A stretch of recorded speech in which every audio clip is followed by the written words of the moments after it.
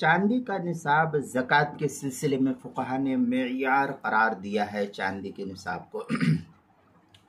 چنانچہ چاندی کا نصاب معیار ہے۔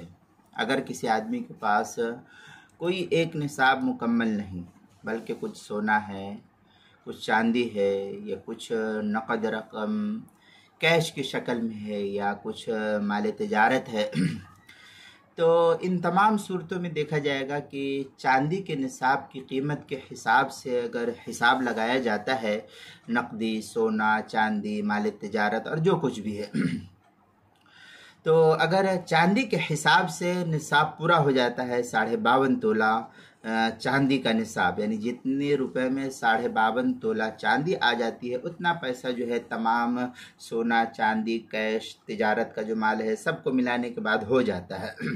مثلا سمجھیے کہ 52.5 تولہ چاندی 60,000 روپے میں آ رہی ہے۔ میں ایک مثالاً آپ کے سامنے کہہ رہا ہوں۔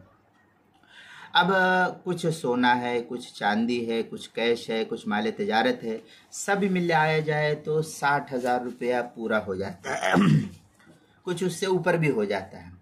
تو اب ایک نصاب پورا ہو گیا چاندی کا، لہذا اب آپ کے ذمہ جو ہے زکوٰۃ کی فرضیت کا حکم نافذ کر دیا جائے گا۔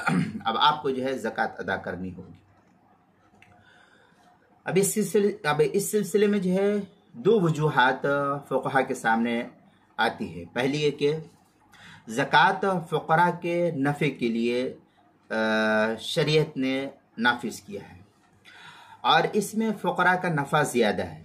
جب سب کو ملائیں گے، سونا، چاندی، نقد، تجارت کا سب کو ملائیں گے تو یہ فقراء کا اس میں نفع ہے، اور چاندی کے نصاب سے حساب کرنے کی صورت میں فقراء کو زیادہ سے زیادہ زکوٰۃ مل جائے گی اور ان کا نفع زیادہ ہوگا بنسبت سونے کے نصاب کے، کہ سونے کے نصاب کے حساب سے زکوٰۃ کا نفع جو ہے فقراء کو کم ہوگا، کیونکہ سونے کے نصاب کے حساب سے کم آدمیوں پر زکوٰۃ کا وجوب ہوتا ہے۔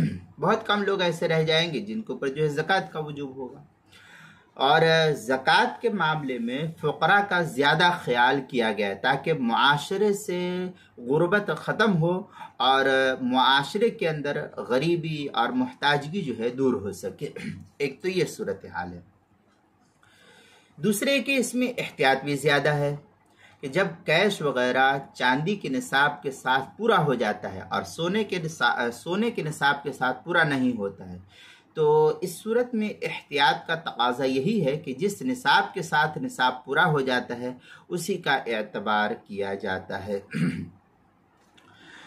چنانچہ اس سلسلے میں بدائع الصنائع میں کافی تفصیلی بحث ہے۔ وَقَدَا يَضُمُّ بَعْضَ أَمْوَالِ التِّجَارَةِ إِلَى الْبَعْضِ ثُمَّ مَاذَا تَقُومُ ذَكْرَ الْقُدُورِ فِي شَرْحِ مُخْتَصَرِ الْقَرْخِ أَنَّهُ يَقُومُ بِأَوْفِ الْقِيمَتَيْنِ مِنَ الدِّرْهَمِ وَالدَّنَانِيرِ۔ آگے پوری تفصیلی بحث ہے بدائع الصنائع جلد نمبر 2 صفحہ نمبر 21 کتاب الزکوٰۃ، البحر الرائق جلد نمبر 2 صفحہ نمبر 203 فتاوی تاتار خانیہ جو ادارت القرآن کراچی پاکستان کا چھپا ہوا نسخہ ہے، اس کی دوسری جلد صفحہ 245 پر اس کو نقل کیا ہے۔